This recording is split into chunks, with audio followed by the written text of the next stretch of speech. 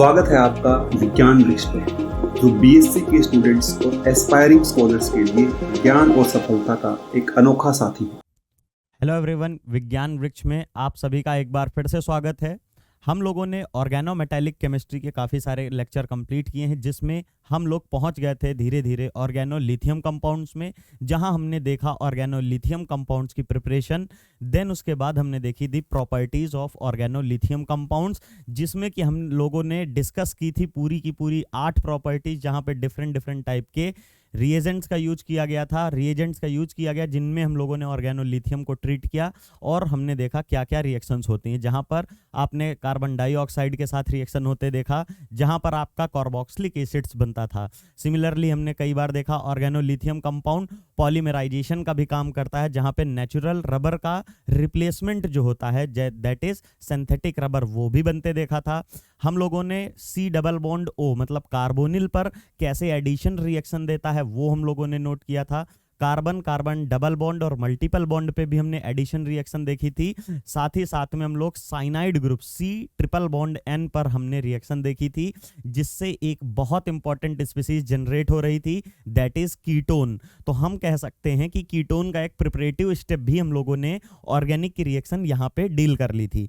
अब उसी से हम थोड़ा अब आगे चलते हैं, क्योंकि हम लोगों ने प्रॉपर्टीज देख ली, साथ में उसकी प्रिपरेशन देख ली। अब हम देखेंगे स्ट्रक्चर। एक तरह से कह लीजिए कि कैसे LiCl मतलब ऑर्गेनोलिथियम में बॉन्डिंग किस टाइप की होती है वो पढ़ना है, बॉन्डिंग या उसके एप्लीकेशन। तो आज के लेक्चर में हम लोग पूरा सब कंप्लीट करेंगे कि स्ट्रक्चर कैसे होता है, जो भी स्ट्रक्चर मतलब उसकी जियोमेट्री कैसी है, बॉन्डिंग कैसे होती है, ये सब। तो स्ट्रक्चर ऑफ एल्काइल लिथियम, साथ ही साथ में हम लोग और एक चीज डिस्कस करेंगे, एप्लीकेशन। क्योंकि पढ़ते हम किसी चीज को किस लिए हैं, क्योंकि उसकी एप्लीकेशन क्या है हमारी डे टू डे लाइफ में, किसी भी कंपाउंड का, किसी भी चीज का हम क्या इस्तेमाल कर सकते हैं, वो सबसे इंपॉर्टेंट चीज होती है, दैट इज एप्लीकेशन पार्ट। वो भी हम लोग आज डिस्कस करेंगे। चलिए मूव करते हैं हम लोग अपनी सबसे फर्स्ट स्लाइड पे। यहां पे क्या है, स्ट्रक्चर ऑफ एल्काइल लिथियम्स पढ़ना है। Organolithium compound display a unique tendency to form oligomers. Oligomers क्या होता है, एक होता है मोनोमर। मोनोमर जब भी कोई 1 यूनिट प्रेजेंट होती है तो उसे मोनोमर कहते हैं। 2 यूनिट्स होती हैं, जब यहां पे लिखेंगे 1 यूनिट तो इसको बोलते हैं मोनोमर। जब 2 यूनिट प्रेजेंट होंगी तो उसको क्या बोलेंगे, डाइमर। और सिमिलरली इसी तरह से यहां पे 3 यूनिट होंगी तो क्या होगा, 4 यूनिट होंगी तो क्या होगा, ये ट्राइमर और लास्ट वाला हमारा टेट्रामर। ये तो हमको पता था। अब ये ओलिगोमर क्या होता है, जब भी हम बात करते हैं 10 के आसपास, जब भी 10 यूनिट्स के आसपास हम लोग बात करते हैं, नियर अबाउट 10 यूनिट्स, तो उसके लिए वर्ड यूज करते हैं ओलिगोमर्स। क्या, ओलिगोमर्स। अब एक आता है जहां पे n यूनिट्स जुड़ती हैं, मतलब जैसे 100 हो गई, 1000 हो गई, लैक्स हो गई, करोड़ में हो गई, इस तरह की n units, large number of n units, तो उसमें हम लोग वर्ड देते हैं पॉलीमर। तो ये पॉलीमर नहीं बना रहा है, ओलिगोमर बना रहा है। ओलिगोमर जो होता है वो जनरली कहां से होता है, यहां पे लिख लीजिएगा कि जो हमारा ओलिगोमर होता है वो मोस्टली 2 to 10 यूनिट्स के बीच वाली चीजों को बोलते हैं। वो 3 भी हो सकती है, 4 भी हो सकती है, 5 और 7 8 टाइप की भी हो सकती हैं। 10 से ज्यादा या 10-15 से ज्यादा होने लगती हैं तो उसे हम पॉलीमर की कैटेगरी में रख देते हैं। यहां पे है ओलिगोमर। ओलिगोमर के देखिए ब्रैकेट में इसीलिए लिखा गया है टेट्रामर और हेक्सामर, क्योंकि 2 के ऊपर है तो इसको हम ओलिगोमर बोल सकते हैं। तो टेट्रामर कौन से था, अगर आपको एक एग्जाम्पल याद होगा, हम लोगों ने एक बहुत ही अच्छा एग्जाम्पल जो कोई ऑर्गेनोलिथियम की पूरी केमिस्ट्री जो पढ़ते आ रहे हैं उसमें बार बार रिपीट किया है, LiCH3। देखने में तो ये कंपाउंड हमें लगेगा कि ये तो मोनोमर है, LiCH3। Li हमारा मेटल है तो पॉजिटिव और ये एनायन है तो निगेटिव, लेकिन होता क्या है, ये एज सच नहीं पाया जाता है, इलेक्ट्रॉन डेफिशिएंट स्पीसीज होती है।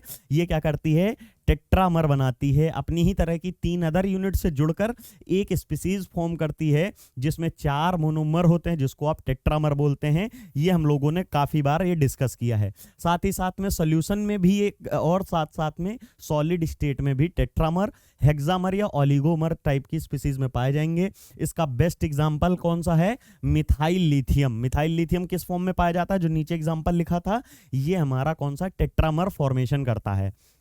It exist as a tetrameric unit, कौन सा, मिथाइल लिथियम CH3 का Li का होल 4, CH3 Li नहीं लिखा जाता है, CH3 Li का होल 4 लिखा जाता है, क्योंकि एक ही साथ पाए जाते हैं सॉलिड स्टेट में। In the solid state it is best described as a cubic body centred packing. Cubic body centred packing क्या है, कैसे इसकी अरेंजमेंट होती है, हम नेक्स्ट अभी अपनी स्लाइड में देखेंगे। उससे पहले इसके बारे में कुछ डिटेल पढ़ लेते हैं। यहाँ पे है it consist of Li tetrahedra with, tetrahedra मतलब टेट्राहेड्रल, टेट्राहेड्रल है with methyl group capping the triangular faces. अब यहाँ पे आपको समझने में प्रॉब्लम हो रही होगी, इसलिए हमने आपके लिए ये स्लाइड बनाई हुई है जिसमें आप क्लियर कट देख सकते हैं कि कैसे किसी टेट्राहेड्रल स्ट्रक्चर में ट्रायंगुलर फेसेस दिखाएंगे। तो ये रहा हमारा क्या है, क्यूबेन टाइप का स्ट्रक्चर है। क्यूबेन टाइप का स्ट्रक्चर है, जब भी आप टेट्राहेड्रल की बात करते हैं कोऑर्डिनेशन में, चाहे OMC में, वहां पर जो हमारे लिगेंड होते हैं कोऑर्डिनेशन में, तो क्या देखते हैं, वो अल्टरनेट कॉर्नर से आते हैं। क्यूबिक जो भी हमारी वो होता है, और उसमें हम टेट्राहेड्रल को प्लेस करते हैं। जब भी आप टेट्राहेड्रल ज्योमेट्री कोऑर्डिनेशन में पढ़ते हैं तो वहां भी हम देखते हैं कि जो भी लिगेंड आ रहे होते हैं वो कहां से आते हैं, वो अल्टरनेट कॉर्नर से आ रहे होंगे एक क्यूब के। तो देखिए यहां से Li आया, फिर सामने वाले से आया, अब इसकी एडजेसेंट से कहीं से नहीं आएगा। देखिए इसकी 3 एडजेसेंट पोजीशन है, 1, 2 और 3, तीनों में से कहीं से नहीं आया, अल्टरनेट से आता है। तो इसकी अल्टरनेट पोजीशन कौन सी होगी, एक को छोड़ने के बाद। तो एक के बाद ये देखिए, एक के बाद ये देखिए, एक के बाद यहां पे भी, एक के बाद यहां भी, सारे के सारे जो एटम आते हैं वो अल्टरनेट कॉर्नर से आते हैं, या इसी का दूसरी लैंग्वेज में बोल सकते हैं कि अपोजिट कॉर्नर से आते हैं। तो ये आपके सामने दिखाया गया है, ये स्ट्रक्चर है टेट्रामर की। अब ट्रायंगुलर फेसेस क्या है, एक लिथियम है, ये देखिए ट्रायंगुलर फेसेस बन रही है, इसके लिए ये बना, इसके लिए ये बना, ऐसा नहीं, ये मैंने 2 ही आपको दिखाई बनने को। ये वाला लिथियम ऐसे भी बनाएगा, ये वाला लिथियम इसके साथ भी बनाएगा, ऐसे 3-4 और बन सकते हैं। लेकिन हमारा जो ट्रायंगुलर फेस है मैंने कलर करके आपको दिखा दिया है, ये हमारी ट्रायंगुलर फेस होगी, यही वहां पे लिखा गया है। अब कैपिंग क्या होती है, जब भी आप देखते हैं कोई भी अगर स्ट्रक्चर, जैसे ये लीजिए, यहां पे अगर ये कोई स्ट्रक्चर लगी है, साथ में इसको ऐसा कुछ लिंक कर दें कि इससे, इससे और इससे जुड़ जाए, इससे और इससे, इन तीनों एटम्स से जुड़ जाए, तो इसको बोलते हैं इसकी कैपिंग कर दी गई है। क्या कर दी गई है, कैपिंग कर दी गई है। तो यहां पे अगर आप ध्यान दे रहे होंगे, यहां पर अगर, 1 मिनट रुकिएगा, यहां पे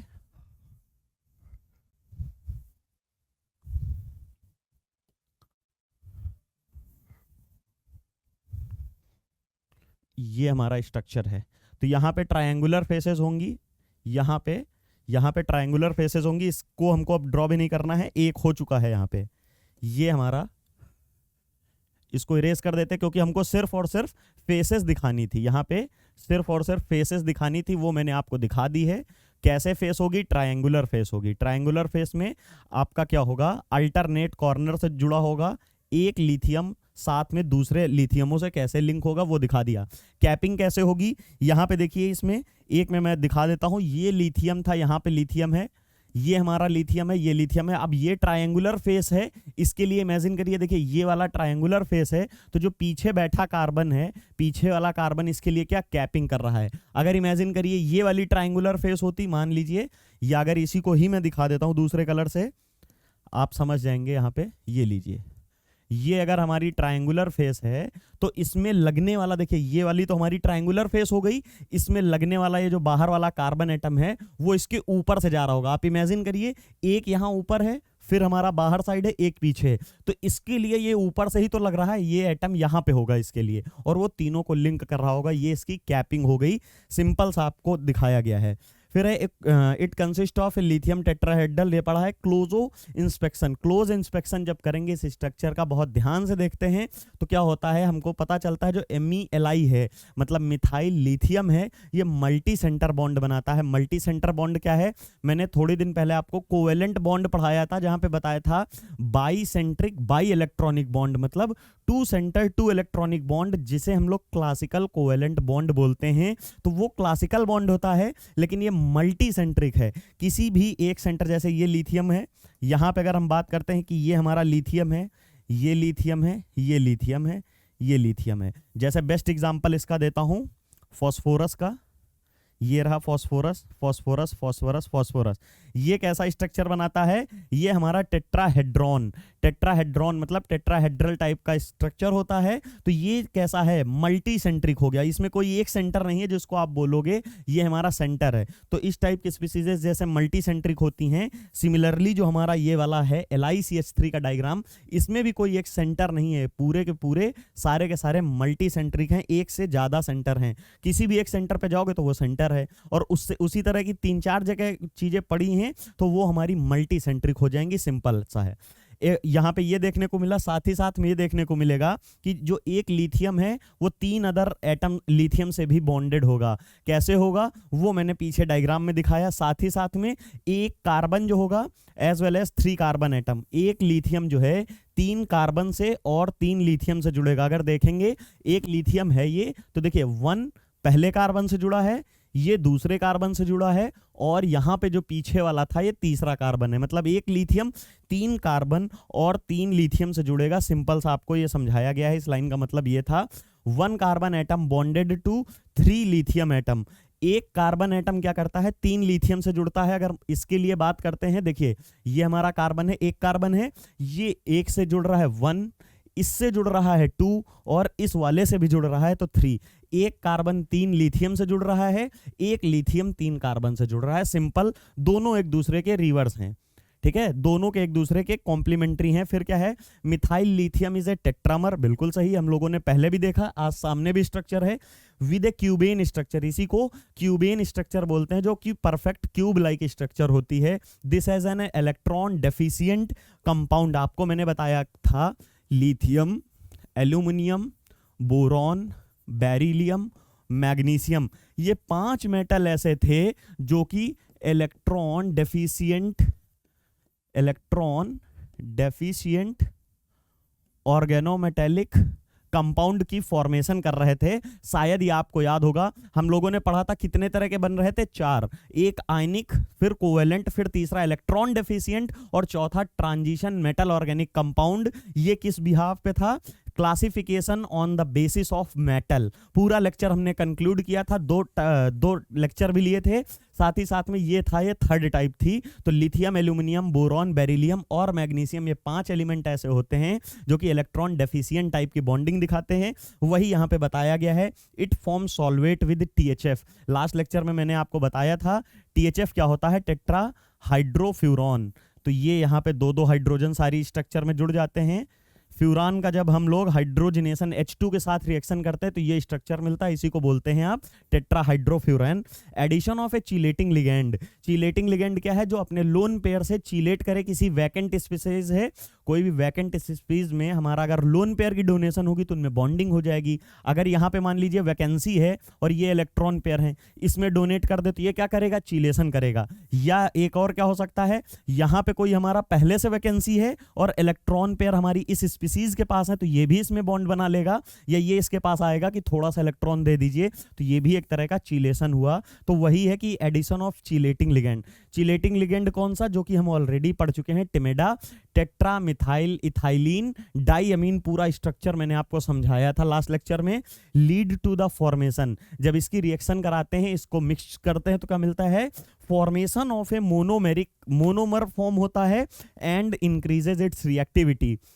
अगर आपको बच्चों थोड़ा भी कुछ याद होगा, जो मैंने लास्ट लेक्चर में आपको समझाया था कि जो भी मोनोमेरिक फॉर्म्स होती हैं वो हाईली रिएक्टिव होती हैं इन कंपैरिजन टू पॉलीमेरिक और ओलिगोमेरिक रिएक्शंस। अगर शायद याद होगा, ये वाला एग्जांपल मैंने लिया था।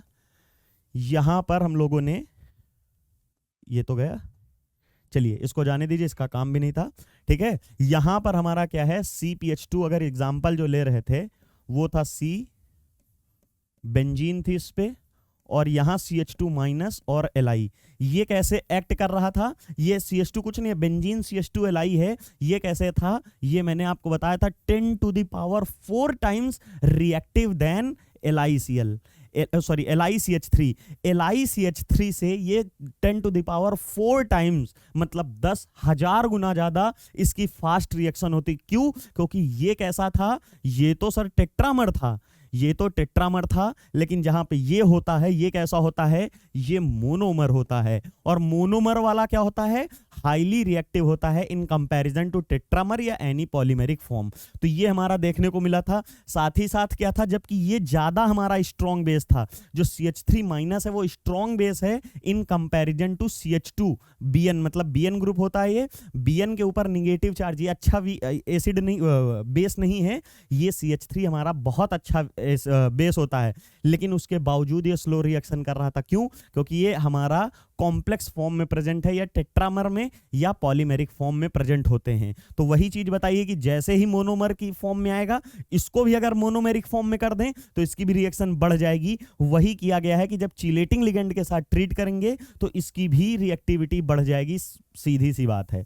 साथ ही साथ में इसका एग्जाम्पल लिया गया है कि electron deficiency in case of C6H5 का होल थ्राइस। C6H5 का होल थ्राइस जो है, अभी आगे डायग्राम बनाया उसमें दिखा भी दूंगा क्या होता है।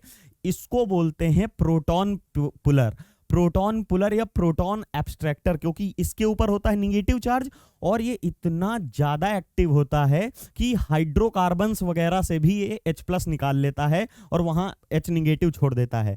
ये है इज फुलफिल्ड बाई, लेकिन इसकी जो डिफिशियंसी, इसमें डिफिशियंसी है, ये क्या कह रहा है, इसको कौन पूरा करता है, जो लिथियम है, नाइट्रोजन होता है चिलेटिंग टमेडा का जो नाइट्रोजन है उसके ऊपर लोन पेयर है। एग्जाम्पल बताया अभी कि अगर कोई लोन वैकेंट ऑर्बिटल है और कहीं लोन पेयर प्रेजेंट है, वो क्या करते हैं, इसको डील कर देते हैं, उनके साथ चिलेशन कर लेते हैं। सिमिलरली यहाँ पे आपको ये देखने को मिलेगा, यहाँ पे देखने को मिल गया। साथ ही साथ में अगर आप देखेंगे कि नेक्स्ट क्या है, the electrons are supplied to the vacant orbital to prevent association. जो भी नाइट्रोजन के इलेक्ट्रॉन हैं वो सप्लाई किए जाते हैं एसोसिएशन होने से। क्या होगा एसोसिएशन, दिखा रहा हूं, देखिए ये है हमारा लिथियम, यहाँ पे लिथियम का वही है, ये C निगेटिव बनाता है और C6H5 और यहाँ भी C6H5। होता क्या है, ये इतना स्ट्रॉन्ग होता है, मतलब ये इतना स्ट्रॉन्ग होता है कि कहीं से भी प्रोटॉन निकाल लेता है अपने आप को न्यूट्रलाइज करने के लिए। तो ये बहुत ही स्ट्रॉन्ग होता है, इसको हाइड्राइड पुलर भी बोलते हैं। साथ ही साथ में एक और स्पीसीज होती है, C6H5 और C6H5 पॉजिटिव। ये पॉजिटिव है, जो ये पॉजिटिव वाली होती है इसको बोलते हैं हाइड्राइड पुलर या मिथाइल पुलर। मिथाइल पुलर क्या मतलब, या तो CH3- को ये ले लेती है या तो H- को, जिसको आप हाइड्राइड बोलते हैं, लेकिन ये खुद माइनस है तो ये किसको लेती है, H पॉजिटिव को लेती है। इसको कहते हैं प्रोटॉन पुलर और इसको बोलते हैं हाइड्राइड पुलर। दोनों बहुत स्ट्रॉन्ग होते हैं और हाईली रिएक्टिव होते हैं। स्ट्रक्चर ऑफ LiCpH3 मतलब जो हम बनाए हैं इसी का टमेडा के साथ स्ट्रक्चर है। ये लिथियम के साथ यहाँ चिलेशन दिखा रहा है। ये जो लोन पेयर होते हैं ये इसकी डिफिशियंसी को पूरा करते रहते हैं। यही हमने पीछे पढ़ा है। ये वाली स्लाइड में क्या है, the electrons of A nitrogen जो टमेडा के हैं वो क्या कर रहे होते हैं, डोनेशन करते रहते हैं उनकी डिफिशियंसी को फुलफिल, जो वैकेंसी है उसको फुलफिल कर रहे हैं। कौन, नाइट्रोजन के जो एटम हैं टमेडा के, वो सिंपल थ्रू द चिलेशन। फिर क्या है, नेक्स्ट एग्जांपल हम लोगों ने एक और लिया है। यहाँ पे क्या है, ये स्ट्रक्चर किसका है, LiPH का। LiPH मतलब सिर्फ और सिर्फ लिथियम और फेनाइल रिंग है, उसका टमेडा के साथ जब हम कॉम्प्लेक्स बनाते हैं तो ये हमको कुछ डाइमर टाइप का बनता हुआ दिखता है। टमेडा ही तो है, ये इथाइलिन है, यहाँ पे टमेडा ही है। यहाँ पे आप ये लगा लीजिएगा, मिथाइल ग्रुप लगा लीजिएगा टमेडा में, क्योंकि टेट्रा मिथाइल, ग्रीन वाले 4 मिथाइल हो गई है। ये क्या है, ये मिथाइल ही तो बनाया है मैंने, टेट्रा मिथाइल। यहाँ पे भी बना है कि नहीं, हाँ यहाँ तो बना था बट इसमें नहीं बना हुआ है। ये लीजिए मैंने बना दिए, तो इसको बोल सकते हैं टेट्रा मिथाइल। यहाँ पे हमारा CH2 है, ये भी CH2 है, तो टेट्रा मिथाइल इथाइलिन, इसको क्या बोलोगे, इथाइलिन इथिलीन है, और यहाँ पे हमारा डाइअमीन हो जाएगा, सिंपल सा। तो टेट्रा मिथाइल इथाइलिन डाइअमीन का होल ट्वाइस, क्योंकि डाइमर फॉर्म में प्रेजेंट है तो आपके सामने ये स्ट्रक्चर दी गई है। साथ ही साथ में अब हम पढ़ने जा रहे हैं application part of organolithium compound. उससे पहले आपको बता दें, विज्ञान वृक्ष आपके लिए फुल सेमेस्टर कोर्स लाया है रिकॉर्डेड फॉर्म में, बहुत ही अफोर्डेबल प्राइस में। आप इंडिया की किसी भी यूनिवर्सिटी में पढ़ रहे हो तो आप अपना सिलेबस परचेज कर सकते हैं। पूरा सिस्टमेटिक आपके सिलेबस के अकॉर्डिंग कॉलेज और यूनिवर्सिटी के वाइज हम लोगों ने सिलेबस को अरेंज किया है, उसको आप परचेज कर सकते हैं। साथ ही साथ में जो हम लोग पढ़ाते हैं उनकी आपको पीडीएफ प्रोवाइड की जा सकती हैं, जिनको आप डाउनलोड करके प्रिंट आउट निकालवा सकते हैं, जिसकी वजह से आपको नोट्स बनाने की भी प्रॉब्लम नहीं होगी। साथ ही साथ में अगर आप अपनी हायर एजुकेशंस में जाने के बाद मतलब मास्टर करने के लिए केमिस्ट्री सब्जेक्ट को चुनते हैं तो CUET PG एग्जाम देना पड़ता है, जिससे आपको सेंट्रल यूनिवर्सिटीज में एडमिशन मिलता है और इसके लिए आपको प्रोवाइड की जाती है टेस्ट सीरीज। तो यहाँ पे अगर आप देखेंगे साथ ही साथ में IIT जैम कोर्स के थ्रू अगर आप कहीं जाते हैं, जिससे मिलती है आपको IIT, जो कि इंडिया की मोस्ट रेपुटेटेड कॉलेज होते हैं। IIT जाने का आपका जो सपना है वो विज्ञान वृक्ष आपको पूरा करते हुए दिखेगा, क्योंकि बहुत ही अफोर्डेबल प्राइस दिया गया है जो कोई भी बच्चा परचेज कर सकता है। साथ ही साथ अगर आप किसी भी मास्टर्स में हैं, मास्टर के फर्स्ट ईयर या सेकेंड ईयर में हैं, MSc कर रहे हैं, तो उनके लिए फिर ये एग्जाम तो किसी काम के नहीं, क्योंकि वो तो ऑलरेडी MSc में है या MSc पास हो चुके हैं। तो उन बच्चों के लिए IIT गेट और CSIR नेट जैसे जो भी हमारे केमिस्ट्री के बड़े एग्जाम हैं उनको भी विज्ञान वृक्ष कवर करता है और उसकी रिकॉर्डेड कंटेंट आपको देता है। साथ ही साथ में इन सब में आपको टेस्ट सीरीज भी दी जाती है, जिससे आप अपनी तैयारी को बूस्ट अप कर सके और अपने आप को कंपेयर कर सके ऑल ओवर इंडिया के स्टूडेंट से कि आपकी प्रिपरेशन कैसे चल रही है। चलिए, इसके बाद हम पढ़ेंगे क्या, application part of organolithium compound, जो कि मोस्ट इंपॉर्टेंट है। ठीक है, तो एप्लीकेशन पार्ट शुरू करने से पहले अभी मैंने बताया था कि एप्लीकेशन पार्ट ही सबसे इंपॉर्टेंट होता है, जिसका क्योंकि हमने सारी चीजें तो देख ली, अब इसका रोल क्या है, पढ़ने का फायदा क्या है, वो होता है एप्लीकेशन पार्ट। यहाँ पे देखेंगे it is very hard to find today, क्या ये बहुत डिफिकल्ट होता है कि किसी भी रिसर्च लैब में हमारा ऑर्गेनोलिथियम कंपाउंड ना हो। मतलब समझ लीजिए कि ये इतना इंपॉर्टेंट है कि किसी भी तरह की हमारी ऑर्गेनिक की लैब हो या इनऑर्गेनिक की लैब हो, वहाँ पे ऑर्गेनोलिथियम आपको देखने को मिल जाएगा, क्योंकि इससे बहुत सारे हमारे कंपाउंड्स ऑर्गेनिक के और इनऑर्गेनिक के हम लोग जनरेट करते रहते हैं। Alkyl lithium, in fact, metal alkyls have a long history after Grignard reagent. Grignard reagent पहले आया था, बाद में हमारा ऑर्गेनोलिथियम कंपाउंड्स आया है। ग्रिग्नार्ड रिएजेंट का वाइडली यूज्ड है ऑर्गेनिक केमिस्ट्री में। आप जानते हैं डिफरेंट टाइप की कहीं भी रिएक्शन होती रहती है, आपको एक नाम याद होता है RMGX। RMGX को डालिए, कुछ ना कुछ तो बनेगा, किसी भी कंपाउंड पे RMGX डालिए, कुछ ना कुछ रिजल्टेंट आपको मिलता है।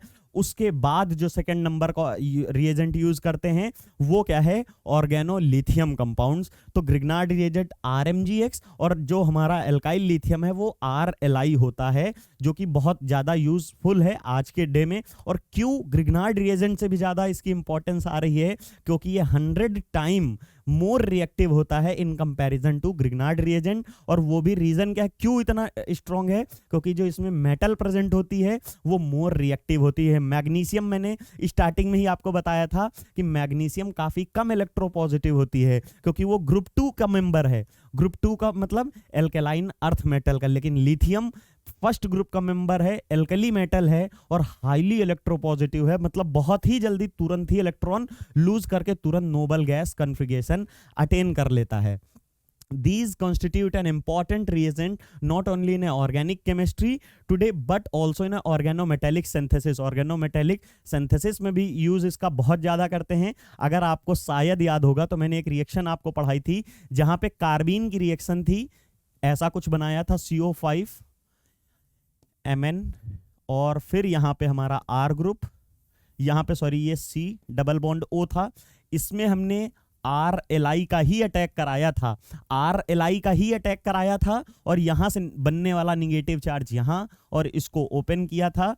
तो यहाँ पे आप M लिख लीजिए, कोई भी मेटल, CO5, फिर यहाँ पे हमारा क्या था, ये डबल बॉन्ड CO निगेटिव और इधर हमारा कोई भी ग्रुप लगाया, कौन सा, ये R ग्रुप अटैक किया है, O निगेटिव है तो ये Li प्लस इसमें चीलेट किया और जैसे ही Li प्लस था इसके बाद हाइड्रोलिसिस की थी, H2O डाला था तो यहाँ पे OH पार्ट हो गया था और OH के बाद हमारी रिएक्शन आगे मूव करी थी। शायद ही आपको याद होगा, सिर्फ और सिर्फ OH ही था और उतने पे रुक गया, क्योंकि कार्बीन में यहाँ पे हमारा हेट्रो एटम होना जरूरी है। वो क्या करता है, यहाँ पे रेजोनेंस करता रहता है। मान लीजिए यहाँ OH कर दिया तो ये इसके साथ रेजोनेंस करता रहता है, स्टेबिलिटी प्रोवाइड प्रोवाइड करता है। तो ये देखिए इसका यूज कहाँ है, ऑर्गेनिक लैब में है, जैसे हम मेटल कार्बीन्स बनाते हैं ऑर्गेनिक सिंथेसिस में।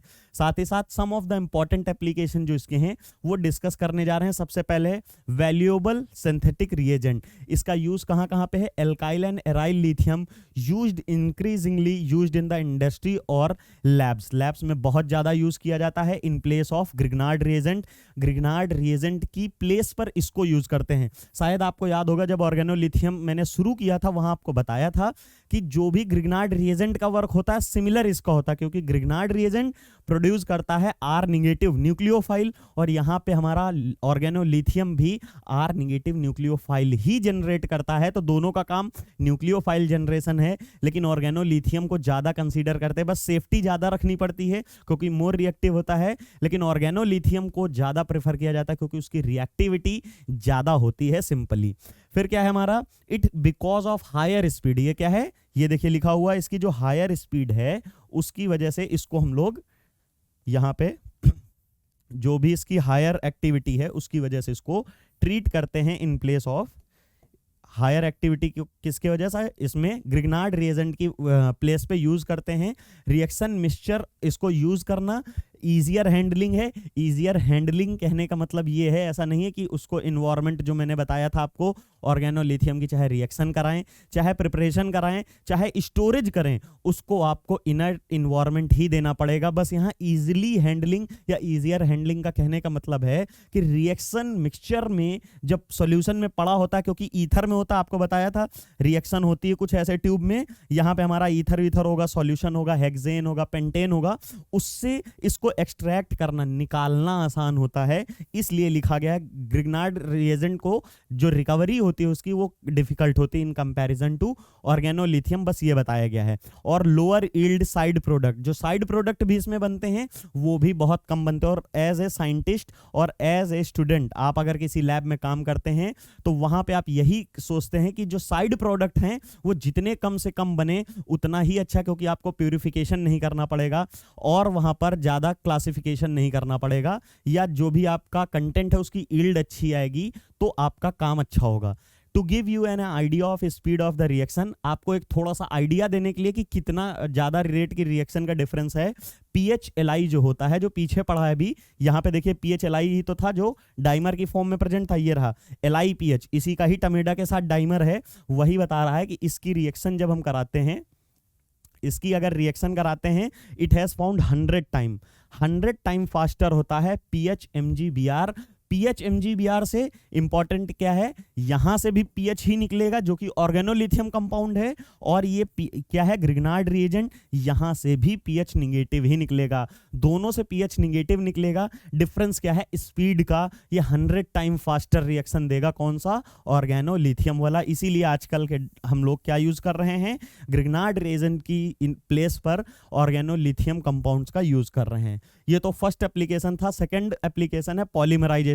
आपको याद होगा मैंने बताया था कि जब भी प्रिपरेशन, लास्ट लेक्चर में ही बताया था, प्रिपरेशन पढ़ी थी, प्रिपरेशन ऑफ ऑर्गेनोलिथियम कंपाउंड्स में, वहां पर फिर पढ़ा था इसकी प्रॉपर्टीज। तो प्रॉपर्टीज में बताया था कि जब भी ये कार्बन डबल बॉन्ड से रिएक्ट करता है तो ये क्या करा देता है, पॉलीमराइजेशन कराता है। वही पॉलीमराइजेशन का इसका एप्लीकेशन है। वहां पे पढ़ा था कि ब्यूटीन जो हमारा आइसोप्रीन होती है, आइसोप्रीन क्या, जो कि मोनोमर होता है सिंथेटिक रबर की, नेचुरल रबर का जो रिप्लेसमेंट है उसकी जगह पे ये रहा, जो भी है रबर के फॉर्मेशन में कौन सा पॉलीमराइजेशन करता है। Organolithium is extensively used in polymerization, बहुत ज्यादा यूज किया जा रहा है।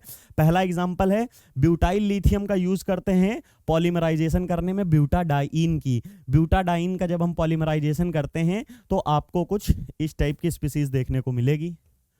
ब्यूटाडाइन ये होता है CH डबल बॉन्ड CH2। जब भी इसका आप पॉलीमराइजेशन करेंगे तो यहाँ पे तो CH2 ही रहेगा, ये CH, ये डबल बॉन्ड अंदर शिफ्ट हो जाएगा और इधर भी CH2 रहेगा। बस क्या होगा, इधर पॉलीमर बन जाएगा, मतलब ये चेन आगे बढ़ती चली जाएगी। ये सिंपल सा था, लेकिन ये इतना इंपॉर्टेंट नहीं है। इंपॉर्टेंट कौन सा है, इंपॉर्टेंट कौन सा है यहाँ पे, जहां पे हमारा कौन सा, विनाइल लिथियम जब भी बात करते हैं, आइसोप्रीन यूनिट कहाँ गया, ये रहा, ये है हमारा आइसोप्रीन। आइसोप्रीन यूनिट क्या होती है, CH2 CH यहाँ पे CH3 डबल बॉन्ड CH2, ये जो होता है ये हमारी पॉलीमर बनाने के काम आती है। साथ ही साथ में जब ये देखते हैं आइसोप्रीन यूनिट का, जब इसका पॉलीमराइजेशन करते हैं तब क्या मिलता है हमको, सिंथेटिक रबर की फॉर्मेशन होती दिखती है, जो कि आपकी इंपॉर्टेंट यूजफुल है किसकी प्लेस पे, नेचुरल रबर के प्लेस में। Similarly alkylating and arylating agent, alkylating और एराइलेटिंग एजेंट का कुछ कहने का मतलब नहीं, सिंपली सिर्फ और सिर्फ वही है कि यहाँ पे अगर मान लीजिए कौन सा एलाइल ग्रुप, अगर मान लीजिए LIC हम लोगों ने ले लिया LIR, अगर LIR की रिएक्शन आप किसी से कंपाउंड से कराएंगे तो जहां पे एराइल ग्रुप निकल रहा होगा, जैसे पीछे वाला अभी रिएक्शन बताया था इस जगह पे, अच्छा मैंने इरेज कर दिया है, जहां पे आपने अभी बताया था जिस पे कि वहां पर आपने क्या देखा था कि उस प्लेस पर वहां पे हमारा RLI जा रहा था और कार्बीन की फॉर्मेशन में यहाँ पे पार्टिसिपेशन कर रहा था। सिमिलरली जहां पर भी हमारा RLI होगा वो जाके वहां पे रिएक्शन को प्रोसीड करते हुए हमको दिखेगा सिंपली, और कुछ नहीं है। अगर इसमें यहाँ पे एग्जांपल ले लेते हैं तो ये ले लेते हैं Cp2 TiCl2, ये हमने एग्जांपल लिखा हुआ था यहाँ पे, साथ में ये वाले हेलोजन ट्रांसफॉर्म हो जाएंगे, इधर से R निकल जाएगी, तो बनने वाली स्पीसीज क्या होगी, बनने वाली स्पीसीज होगी हमारी, ये फिर से चला गया, 1 मिनट रुकिएगा, यहां पे लिख देते हैं LiCl, LiR होगा, LiR 2 molecule plus Cp2 TiCl2, जैसे ही इसकी रिएक्शन कराएंगे तो हमें मिलेगा TiCp2 तो वैसे ही रहेगा, Cl बाहर चला जाएगा, यहाँ R2 बन जाएगा प्लस 2 मॉलिक्यूल ऑफ LiCl बन जाएंगे सिंपली। और एक रिएक्शन पढ़ी थी LiCl के 3 मॉलिक्यूल ले लेंगे LiR के, प्लस साथ ही साथ में किसकी रिएक्शन कराए थे, BCl3, जो कि क्या था, मेन ग्रुप का हमारा एलिमेंट है बोरॉन। इसमें एक एक इसके पास वैकेंट P है, ये रहा वैकेंट P है, और जैसे ही वैकेंट P होगी ये वाला न्यूक्लियोफाइल इसमें जाके अटैक करेगा और एक एक Cl बाहर करेगा, और एक टाइम ऐसा आ जाएगा कि सारे Cl एक एक करके रिप्लेस हो चुके होंगे और हमें स्पीसीज मिलेगी Br3 प्लस LiCl और वो भी 3 मॉलिक्यूल। ये सिंपली हमारी रिएक्शन हो जाएगी, आपके सामने लिखी है, alkyl lithium compound add to butadiene and tend to copolymerize with styrene. Styrene क्या होती है, स्टाइरिन टाइप का कुछ ये कंपाउंड आप देखने को मिलता है, CH डबल बॉन्ड CH2, यहाँ पे हमको ये है, इसके साथ पॉलीमराइजेशन करते चले जाते हैं, ये स्टाइरिन होती है, इसी में इसका पॉलीमराइजेशन होगा। These reaction give block copolymerization forming the stable living polymers. जब भी हम देखेंगे पॉलीमर की फॉर्मेशन बनाएगा, सिंपली एप्लीकेशन में आपको समझना है कि ये एल्काइलेटिंग एजेंट का यूज होता है सबसे ज्यादा ऑर्गेनोलिथियम में, वही आगे चल के पढ़ेंगे। ऑर्गेनो मैग्नीशियम कंपाउंड मतलब ग्रिग्नार्ड रिएजेंट के लिए, तो ग्रिग्नार्ड रिएजेंट में भी यही पढ़ेंगे कि उसका काम क्या है, एल्काइलेटिंग एजेंट का मतलब यहाँ का जो हमारा निगेटिव पार्ट होगा, ये निगेटिव पार्ट कहीं मूव करेगा किसी पार्ट पे और वहां पे हमारा एल्काइल ग्रुप का एडिशन हो जाएगा। अगर ये मान लीजिए निगेटिव पार्ट है, ये निगेटिव पार्ट है, तो यहाँ पर R निगेटिव की ऐसे ट्रांसफर होता है, तो ये हमारा एल्काइल ग्रुप का ट्रांसफर है। ये शायद आपको समझ में आ गया होगा। नेक्स्ट लेक्चर में हम लोग नया टॉपिक अपना शुरू करेंगे, क्योंकि ऑर्गेनोलिथियम का जितनी भी चीजें थी कंप्लीटली कवर कर ली हैं, बहुत सारा कुछ पढ़ा है। पूरे 3 लेक्चरों में हमने पूरा ऑर्गेनोलिथियम कंप्लीट किया है, जिसमें कि आपकी प्रॉपर सबसे पहले हमने देखा था कि क्या है ऑर्गेनोलिथियम, फिर प्रिपरेशन कैसे की जा सकती है, फिर प्रॉपर्टीज क्या होती हैं, साथ में लास्ट में स्ट्रक्चर कैसा होता है जिसको आप बॉन्डिंग भी बोल सकते हैं, बॉन्डिंग कैसे होती है, और लास्ट हमने देखा कि इसका एप्लीकेशन क्या है। क्योंकि किसी चीज को पढ़ने के बाद इसको हमको ये जरूरी है जानना कि हमने पढ़ा क्या, क्यों पढ़ा है, वो होता है उसका एप्लीकेशन पार्ट। हमने वो भी कंप्लीट कर लिया है। मिलते हैं आपको नेक्स्ट लेक्चर में। साथ ही साथ आप विज्ञान वृक्ष के साथ कनेक्ट कर रहिए और चैनल को सब्सक्राइब करना मत भूलिएगा। Thank you so much.